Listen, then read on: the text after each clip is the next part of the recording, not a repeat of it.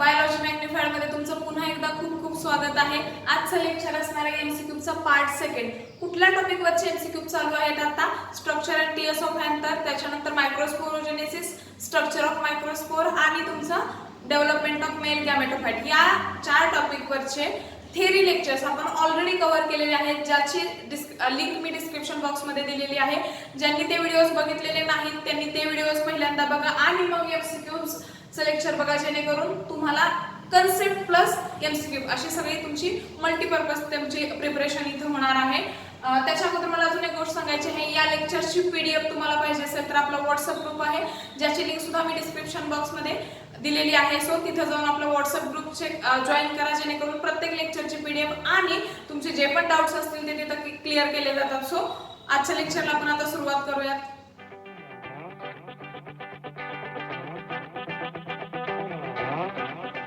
पहिला प्रश्न घेऊयात आपण, काय आहे?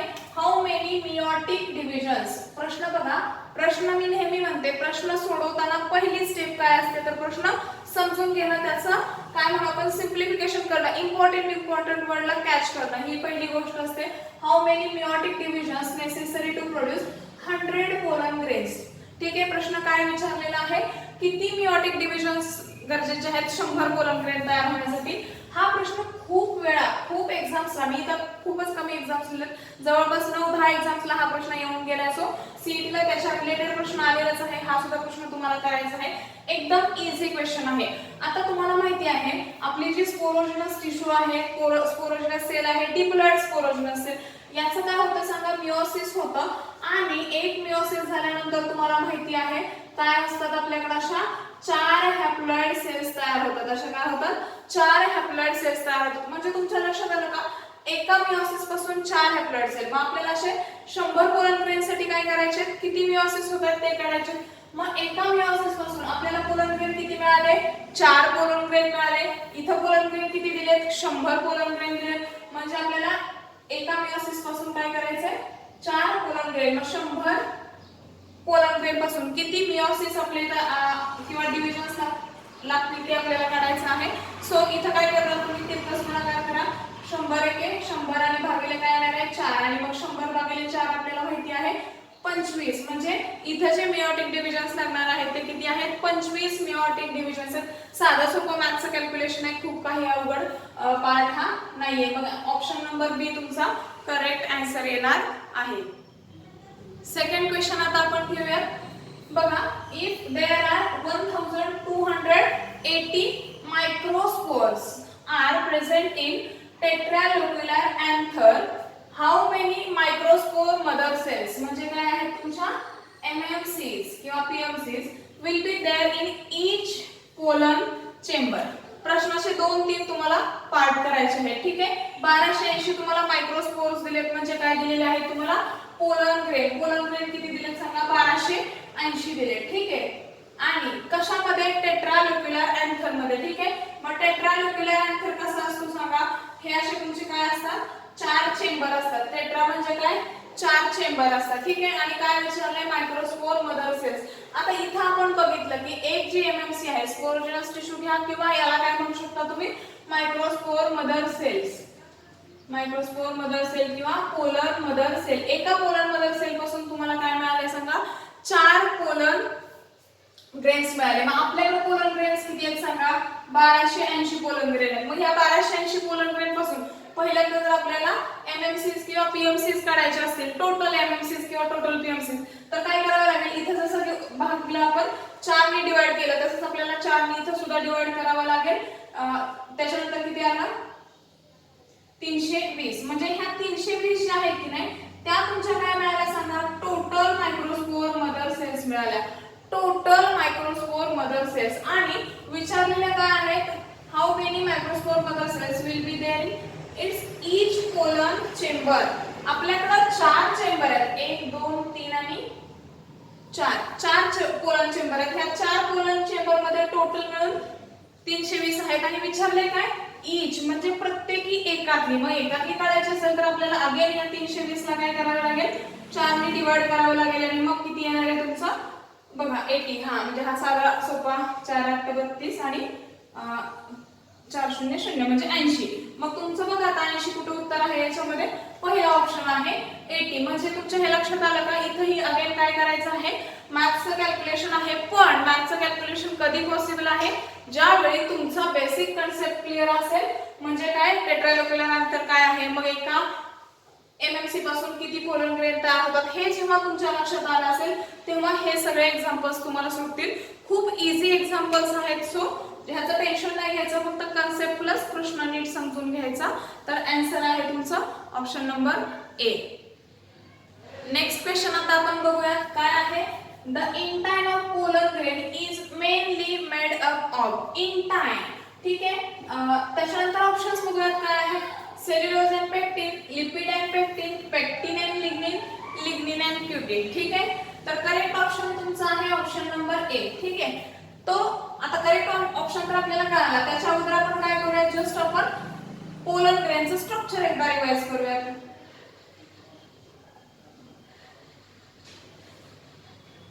हा तुमचा काय आहे पोलर ग्रेन आहे. याच्यामध्ये त्याचा न्यूक्लियस आहे. हा जो दिसतोय बाहेरचा तो काय आहे सायटोप्लाझम आहे. आणि आतमधला जो लेयर आहे तो काय आहे इंटाइनचा लेयर आहे. कुठला लेयर आहे इंटाइन. बाहेरचा जो लेयर आहे तो कशाचा सॉरी काय आहे एक्झाइन लेयर आहे. आणि हे जे दिसतंय तुम्हाला तिथं तुमचा एक्झाइन काय आहे त्याचा जो थिकनेस आहे तो कमी आहे तो आहे तुमचा जर्म कोअर. ठीक आहे. तर आपण हे स्ट्रक्चर ऑलरेडी सगळं डिटेल बघितलेलंच आहे. आणि त्यावेळी आपण शिकलो होतो की इंटाइन आपला बनला होता सेल्युलोज अँड पेक्टिन आणि एक्झाइन बनला होता तुमचा स्पोरोपोलेनिनचा. सो हा स्ट्रेट फॉरवर्ड क्वेश्चन आहे. याच्यामध्ये कुठलं टेक्निक यूज करायचं नाही काय नाही सरळ साधा सरळ सोपा प्रश्न आहे. ठीक आहे. तर आन्सर काय मिळाला आपल्याला option number A. Next question घेऊयात आता आपण जो की आपल्या महाराष्ट्र सीईटी 2016 ला विचारलाय. वरचा क्वेश्चन नॅशनल लेवलच्या सीबीएसई एक्झामला विचारला होता. काय विचारलंय बघा याच्यामध्ये इंटाइन मला क्वेश्चन खूप सारे एक्झामला आलाय. ऍक्च्युली फक्त सीबीएसई ला नाही खूप सारे एक्झाम्सला आलाय. इंटाइन एक्झामचं मी तुम्हाला शिकवताना पण सांगितलं की व्यवस्थित करून ठेवा.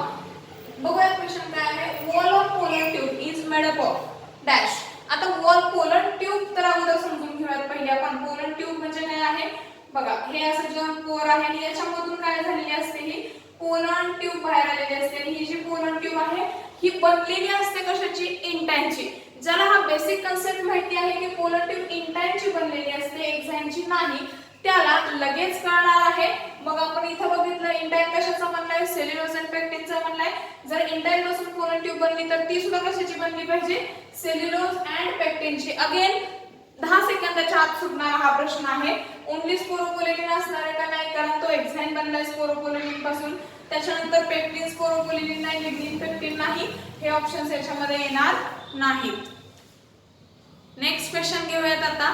खूप इम्पॉर्टंट क्वेश्चन आहे. दोन्ही सुद्धा क्वेश्चन नीटला आलेले आहेत आणि नीटचे या लेवलचे जे क्वेश्चन्स आहेत ते सीईटी मध्ये खूप वेळा रिपीट झालेले आहेत. सो व्यवस्थित लक्ष द्या.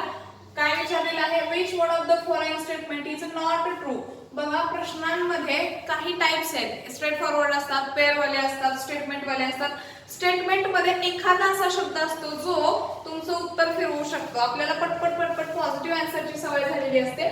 इथं विचारलंय नॉट ट्रू. बऱ्यापैकी तिथं ना हे नॉट वगैरे असेल ना तर त्याला कॅपिटल लेटर मध्ये लिहिलं जातं. सो तो एक आहे चांगला ऑप्शन. तर तिथं तुम्ही फक्त ती गोष्ट लक्षात ठेवायची. कुठलं काय विचारलंय which of the following statement is not true. कुठलं खरं नाही विचारलंय म्हणजे तुम्हाला रॉंग स्टेटमेंट शोधायचंय हे तुमच्या लक्षात आलं पाहिजे. रॉंग स्टेटमेंट मी तर तुमच्या हे लक्षात आलं पाहिजे की रॉंग स्टेटमेंट कुठलं आहे हे तुम्हाला शोधायचं आहे. पहिलं स्टेटमेंट बघूया. ए ऑप्शन काय म्हणतोय polar grains of many species cause severe allergies. बघितलाय का आपण पॉइंट हा हो बघितलाय. तर रेस्पिरेटरी डिसीज किंवा रेस्पिरेटरी सिस्टीमचे प्रॉब्लेम्स होतात. ठसकायला ब्रोंकायटिस म्हटलंय तर ब्रोंकायटिस होत असतो सिव्हिअर ॲलर्जीज काही लोकांना किंवा काही स्पेसीजच्या काही झाडांचे जे पोलन ग्रेन्स आहेत त्यांच्यामुळे काय होतं पर्सनला सिव्हिअर ॲलर्जीज होतात. हे स्टेटमेंट कसं आहे बरोबर आहे. ठीक आहे. नेक्स्ट काय म्हटलंय stored pollen grain in liquid nitrogen can be used in crop breeding program. ठीक आहे. -190 डिग्री सेल्सिअसला -196 डिग्री सेल्सिअसला आपण हे लिक्विड नायट्रोजन मध्ये पोलन ग्रेन स्टोअर करतो आणि फ्युचर ब्रीडिंग प्रोग्राम साठी काही वर्ष, खूप वर्ष इथं असे स्टोअर केले जातात आणि परत वापरले जातात. तर हे वापरू शकतो का? हो, वापरू शकतो. याचं जे टेक्निक आहे की नाही, एवढ्या कमी टेम्परेचरला लिक्विड नायट्रोजन मध्ये पोलन ग्रेन किंवा कुठली पण गोष्ट स्टोअर करणं, या टेक्निकला एक नाव आहे, ते तुम्ही मला कमेंट सेक्शन मध्ये सांगा. तिसरा ऑप्शन बघूया, tapetum helps in the dehiscence of anther. Tapetum help करतो का डेहिसन्स ऑफ अँथर मध्ये? नाही. कोण करतो? एंडोथेशियम करतो. कोण करतो? एंडोथेशियम करतो. त्याच्यामुळे हे स्टेटमेंट कसं असेल तुमचं? रॉंग असणार आहे. नेक्स्ट क्वेश्चन काय आहे? Next option, exine pollen grain is made up of sporopollenin. बरोबर आहे का? हो, एक्झायना हा स्पोरोपोलिन पासून बनलेला असतो. नीट 2016 चा प्रश्न आहे. विचारलाय काय आपल्याला? नॉट ट्रू म्हणजे रॉंग स्टेटमेंट विचारलंय. मग तुमचा करेक्ट आन्सर काय असेल सांगा? ऑप्शन नंबर सी असेल, जे की रॉंग स्टेटमेंट आहे. नॉट ट्रू विचारलंय, इथं केअरफुली क्लिक करायचं किंवा ते गोल करायचं, नाहीतर मग प्रॉब्लेम होईल तुम्हाला. तर अशा प्रकारे हे प्रश्न लक्षात ठेवा. नेक्स्ट क्वेश्चन घेऊयात मग आता आपण. Which of the following has proved helpful in preserving pollen as fossils. महत्त्वाचे शब्द तुम्हाला हायलाइट करता आले पाहिजेत क्वेश्चन मधून, मग तुम्हाला क्वेश्चन सोडवणं इझी होतं. नीट 2018 चा प्रश्न आहे बघा. हे पोलन प्रिझर्वेशनचं आणि स्पोरोपोलिनचं ऑलरेडी त्याच्यावरती आले, त्याच टेक्निक वरती आले, पण हा फॉसिल वाला आहे. हा म्हणजे आपण आर्टिफिशियली करत नाही आहोत. हे जे आर्टिफिशियली करतो तसं हे आर्टिफिशियली नाही करत, नॅचरली फॉसिल मध्ये. नीट क्रक्स लेक्चर मध्ये हा पॉइंट मी व्यवस्थित कव्हर केलेला आहे. Oil content, cellulosic intine, pollenkitt आणि sporopollenin. Straightforward again question आहे स्पोरोपोलिन, कारण हा स्पोरोपोलिन कसा असतो? मोस्ट रेझिस्टंट सबस्टन्स आहे आणि नॉन बायोडिग्रेडेबल आहे. नॉन बायोडिग्रेडेबल किंवा मोस्ट रेझिस्टंट असल्यामुळे त्याच्यावरती कुणाची ऍक्शन जास्त होत नाही, म्हणून हा खूप वर्षापर्यंत काय होतो? पोलन ग्रेन फॉसिल मध्ये प्रिझर्व केलेला असतो. नेक्स्ट क्वेश्चन आता आपण स्टार्ट करूया. Which one of the following statements is wrong? Again, wrong statement तुम्हाला शोधायचा आहे. सीबीएसई मध्ये विचारलेला हा प्रश्न आहे. बघा काय म्हटलंय? पहिला option, pollen grain in some plants remain viable for months. आता हा प्रश्न जरी सीबीएसई चा असला तरी तुमच्या लक्षात येते का? आता जो आपला सिलेबस आहे तो एनसीईआरटी सीबीएसई ओरिएंटेड केलाय. पोलन वायबिलिटी कन्सेप्ट तुम्हाला आहेच की तुम्हाला, त्यामुळे याच्यावरती प्रश्न येण्याची दाट शक्यता आहे. लक्षात घ्या, पोलन वायबिलिटी वरती नक्की प्रश्न येणार आहे. कोणत्या तरी शिफ्टला तुम्हाला पोलन वायबिलिटी व्यवस्थित करून ठेवायचं आहे. आपल्याला माहिती आहे काही प्लॅनच्या अगदी काही मिनिटापर्यंत हीट राईजच्या किती 30 मिनिट्स पर्यंतच पोलन वायबिलिटी आहे. टोमॅटो आहे, लेडीज फिंगर आहे, त्यांच्या काही मंथ्स पर्यंत आहे. टायफाचे 300 दिवसांसाठी आहे मॅक्सिमम किंवा लॉंगेस्ट आहे. हे सगळे पॉइंट आपण कव्हर केलेले आहेत नीट क्रक्स मध्ये. त्याच्यानंतर बघूयात म्हणजे हे स्टेटमेंट कसं आहे आपल्या बरोबर आहे. नेक्स्ट स्टेटमेंट म्हटलं intine is made up of cellulose and pectin. Again 100% statement हे कसं आहे? करेक्ट आहे. नेक्स्ट काय म्हटलंय?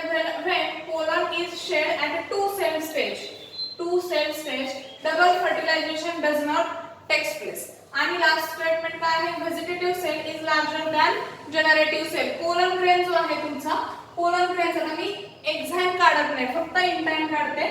पोलन ग्रेनचा हा न्यूक्लियस हा सायटोप्लाझम आहे. याचं जेव्हा फर्स्ट मायटोसिस होतं त्यावेळी काय होतं सांगा? फर्स्ट मध्ये पण कसं अनइक्वल मायटोसिस होतं.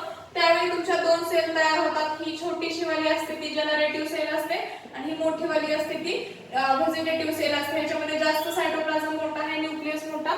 इथं छोटा एकदम कमी सायटोप्लाझम आहे आणि छोटी सेल आहे. तर हे सुद्धा स्टेटमेंट अगेन कसं झालं? बरोबर झालं. व्हेजिटेटिव्ह सेल ही जनरेटिव्ह सेल, ही तुमची मोठी व्हेजिटेटिव्ह सेल आहे, छोटी वाली जनरेटिव्ह सेल आहे. ठीक आहे, तर व्हेजिटेटिव्ह सेल मोठी आहे, सो स्टेटमेंट डी सुद्धा करेक्ट आहे. रॉंग स्टेटमेंट विचारलंय, मग हे स्टेटमेंट कसं आहे? चुकीचं आहे. काय म्हटलंय मी?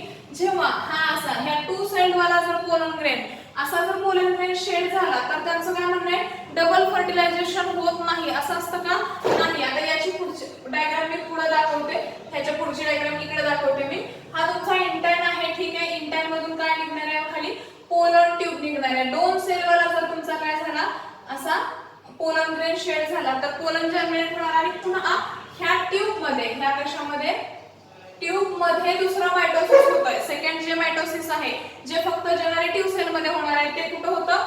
ट्यूब मध्ये होतं. मग हा तुमचा मोठा वाला व्हेजिटेटिव्ह न्यूक्लियस आणि ह्या छोट्या वाल्याचे 2 काय असणार? तुमचे मेल गॅमेट. मग ऑब्विसली डबल फर्टिलायझेशन होणार, कारण हे 2 मेल गॅमेट पोलन ट्यूब मध्ये पुन्हा तयार होतच असतात एका मेल गॅमेटचं. म्हणजे हे स्टेटमेंट चुकीचं आहे. काही संबंध नाही, 2 सेल्ड होऊ देत किंवा 3 सेल्ड होऊ देत. 3 सेल्ड झालं तर हे सगळं अगोदर इथंच काय होतात, याचं जनरेटिव्ह सेलचं मायटोसिस होतं आणि 3 सेल तयार होतं. जर नाही झालं तर पोलन जर्मिनेशन नंतर होतं. त्यामुळे डबल फर्टिलायझेशन होत नाही असं काही प्रकार नाही. मग रॉंग आन्सर तुमचा किंवा रॉंग ऑप्शन कुठला आहे तुमचा सी. म्हणून करेक्ट आन्सर हे काय आहे, option number C. Next question घेऊया जो की याच्या रिलेटेडच आहे, या डायग्रामच्या related. Which one is larger nucleus in pollen grain. Pollen grain मध्ये बघा, ह्या पोलन ग्रेन मध्ये 2 सेल असतात, व्हेजिटेटिव्ह जनरेटिव्ह किंवा मग जनरेटिव्ह काय झालं पुढे मायटोसिस झालं तर 2 मेल गॅमेट आणि 1 व्हेजिटेटिव्ह सेल असते. आताच बघितले आपण व्हेजिटेटिव्ह न्यूक्लियस किंवा व्हेजिटेटिव्ह सेल मोठी असते. मग generative, vegetative, mail gamete nucleus आणि प्रोथॅलियल न्यूक्लियस याच्यापैकी कुठला आहे. स्ट्रेट फॉरवर्ड क्वेश्चन आहे, काही हे करायचं नाही. ऑप्शन नंबर बी त्याचा करेक्ट आन्सर आहे, व्हेजिटेटिव्ह न्यूक्लियस. नेक्स्ट क्वेश्चन आपण बघूया काय आहे. In angiosperms pollen grains are dehisced at. काय विचारले, काय दिले options. 4 cell stage, mostly at 2 and sometimes at 3 cell stage, 3 cell stage आणि पोलन ट्यूब स्टेज. ठीक आहे.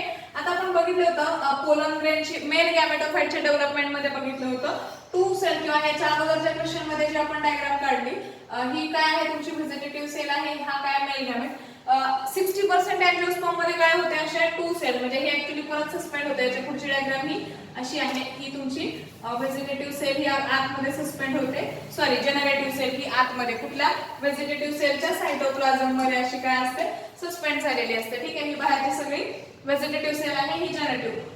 60% एंजियोस्पर्म मध्ये असं काय होतं, डेस होतं किंवा मग याचं काय होतं, जनरेटिव्ह सेलचं मायटोसिस होतं आणि हे तुमचा व्हेजिटेटिव्ह सेलचा न्यूक्लियस तर आहेच, प्लस हे काय आहे 2 मेल गॅमेट असे 3 सेल स्टेज काय होते 40% मध्ये. मग तुम्हाला 4 सेल वाला काय असं काय नसतं. ठीक आहे. हा ऑप्शन कॅन्सल झाला. 3 सेल पण आपण बघितलं इन एंजियोस्पर्म. मग आता याच्यामध्ये बघा हे 2 ऑप्शन्स आहेत. अजून एक काय आहे, पोलन ट्यूब स्टेज.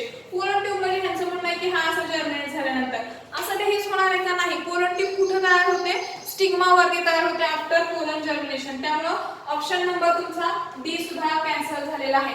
आता 2 ऑप्शन्स आहेत आपल्याकडे, मोस्टली ऍट 2 आणि 3 सेल. तसे तर दोन्ही पण बरोबर आहेत, पण एक्झॅक्ट ऍक्युरेट किंवा मोस्ट अप्रोप्रिएट कुठला आहे, जास्तीत जास्त 2 सेल वाली अशी होते रिलीज आणि कधी कधी 3 सेल, म्हणजे हा ऑप्शन आहे. जरी हा असला तरी त्याच्यापेक्षा जास्त बरोबर हा आहे. त्यामुळे ऑप्शन नंबर बी हा तुमचा करेक्ट आन्सर असणार आहे. लास्ट क्वेश्चन आपण आजच्या व्हिडिओ सिरीज मधला बघूयात. त्याच्या अगोदर मी तुम्हाला सांगायचे, जर तुम्हाला ह्या क्वेश्चनची पीडीएफ हवी असेल तर काय कराल, डिस्क्रिप्शन बॉक्स मध्ये आपल्या व्हॉट्सअप ग्रुपची लिंक आहे, तिथे जाऊन तो व्हॉट्सअप ग्रुप जॉईन करा. बघूयात आता मग आपण आपला last question. Pollen tablets are available in the market for. AITMT मधला प्रश्न आहे. कशासाठी असतात, XC2 कन्झर्व करण्यासाठी आहे का, नाही ते वेगळं, त्याचा मी सांगितले तुम्हाला आणि त्याचा शब्द मी तुम्हाला कमेंट सेक्शन मध्ये विचारलेला आहे. नायट्रोजन मध्ये, लिक्विड नायट्रोजन मध्ये जे स्टोअर करतो. इन विट्रो फर्टिलायझेशनचा इथे काही संबंध आहे का, नाही. आपण इन विट्रो फर्टिलायझेशन ॲनिमल मध्ये वापरतो. ठीक आहे. हा गेला, हा पण गेला. ब्रीडिंग प्रोग्राम आणि सप्लिमेंटरी फूड. ब्रीडिंग प्रोग्राम साठी आपण काय करतो, लिक्विड नायट्रोजन मध्ये अगेन XC2 कन्झर्वेशन वाला, म्हणजे हा ऑप्शन गेला. आणि लास्ट ऑप्शन राहतो सप्लिमेंटिंग फूड. तर ऑब्विसली फूड सप्लिमेंट साठी, ऍथलीटचा परफॉर्मन्स इन्क्रीज करण्यासाठी पोलन टॅबलेट्स अवेलेबल असतात. पोलन टॅबलेट्स असतात, क्रीम्स असतात, सायरप किंवा सिरप सुद्धा अवेलेबल असतात. कारण पोलन हे हायली न्यूट्रिशियस असतात, त्याच्यामुळे फूड सप्लिमेंट करण्यासाठी काय केलं जातं, हे पोलन टॅबलेट्स आपल्याला मार्केटमध्ये भेटतात. आय होप आज MCQ झाले आणि याच्या अगोदरचे व्हिडिओज याच्यामधून तुमचा कन्सेप्ट प्लस MCQ कसे सॉल्व्ह करायचे याचे टेक्निक्स आणि MCQ ची प्रॅक्टिस ही कंप्लीट झालेली असेल. आता तुमचं काम आहे, तुमच्याकडे जे पण बुक अवेलेबल आहेत त्याच्यातले MCQ तुम्ही सॉल्व्ह करा आणि त्याच्यातून जर काय डाऊट आला तर काय आहे, आपला व्हॉट्सअप ग्रुप आहे जिथे तुमचे ते डाऊट्स क्लिअर केले जाणार आहेत. सो आता काय करणार आहात, तुम्ही आपल्या चॅनलला सबस्क्राईब करा, लाईक करा, त्याचबरोबर बेल आयकॉन प्रेस करा, जेणेकरून अशाच अपकमिंग व्हिडिओचे नोटिफिकेशन सगळ्यात पहिल्यांदा तुम्हाला मिळेल.